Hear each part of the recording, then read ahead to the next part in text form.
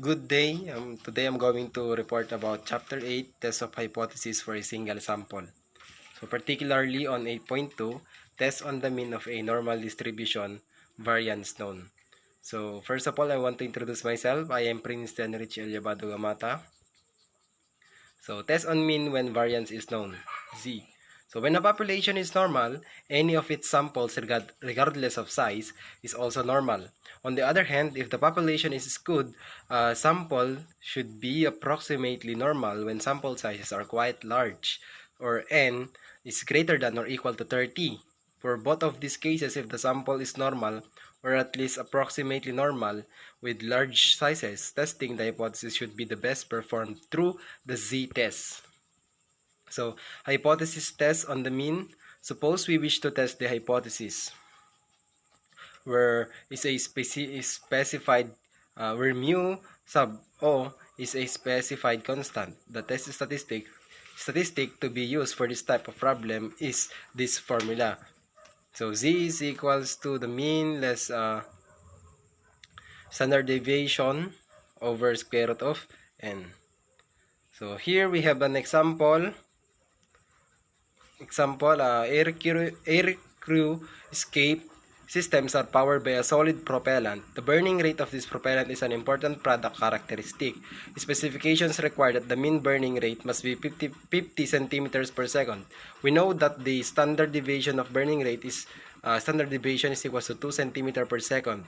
The experimenter decides to specify a type 1 error probability or significance level of 0.05 and selects a random sample of n is equal to 25. The sample average of burning rate obtained is 51.3 centimeter per second. What conclusions should be drawn? So we are going to use 8-step procedure. So first, we are going to identify the parameter of interest. Second, we are going to state the null and alternative hypothesis. And we are going to choose a significance level as stated 0.05. Then second, fourth, we are going to determine an appropriate test statistics.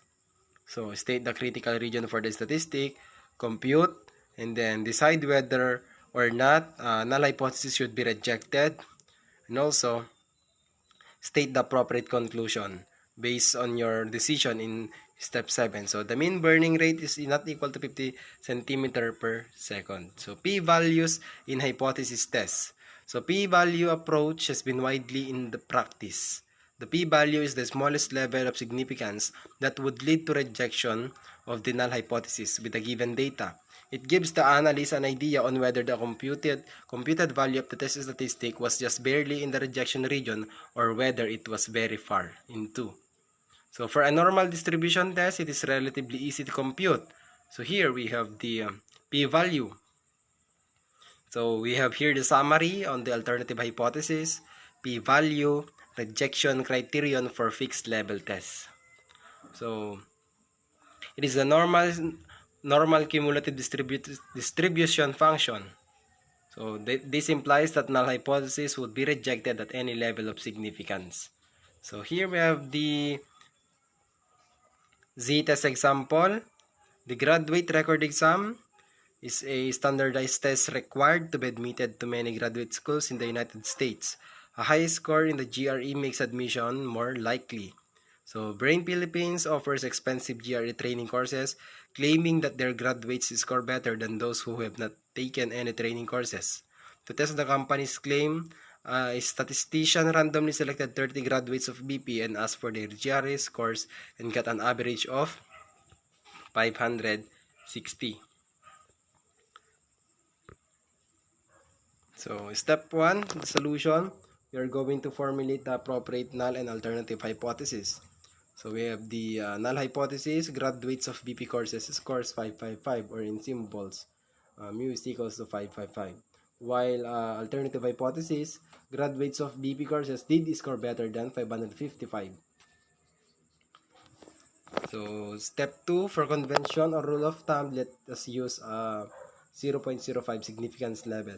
Using a simple random sample of observations, the computed test statistic is 0.197. So we're going to find the appropriate critical values with the rejection region And also, we are going to make a decision. With the computed test statistic equal to 0.197, which is less than the critical value, the null hypothesis is accepted. So we're going to state the conclusion. We then say that the graduates of Brain Philippines has no significant difference to those who did not undergo training. So that's all. Thank you, everyone.